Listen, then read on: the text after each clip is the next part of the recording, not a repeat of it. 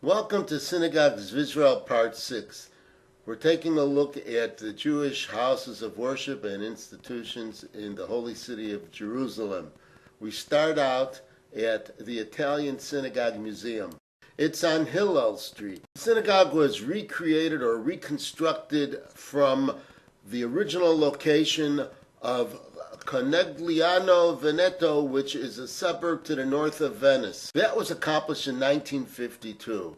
The ark that we're looking at is at least 370 years old. In 1982, the Italian Jewish Museum was opened to preserve the Italian Jewish heritage. We shift over to the outer area of Jerusalem called Har Nof and the Kehilas B'nai Torah Synagogue. In November 2014, a terrorist entered the synagogue by force and killed several people inside. The plaque shown here commemorates their memory eternally.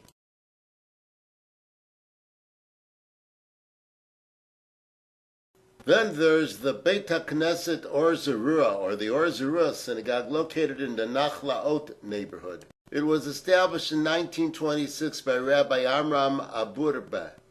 This plaque also indicates that he had been the Rav, or the rabbi, of the city of Petach Tikva. This site is in the historical preservation list of the city of Jerusalem. The rabbi's father, Shlomo Aburbeh, had a Beis Medrash or study hall in the old city. He opened this location as a synagogue to accommodate those who were now leaving the old city, as the western part was now being modernized and gentrified. A synagogue named the Beit HaMedrash HaGadol Tiferet Israel is also called the Shai Agnon Synagogue, and it's located in the Talpiot area. This would be considered southeast of the old city section. Construction of this building began throughout the 1930s and was halted during Arab riots and finally confiscated by the British in 1939. When Israel became a state in 1948, the government decided to use it as a warehouse. After a protracted legal battle, it was finally returned to the neighborhood as a synagogue and re-inaugurated in the early 1970s.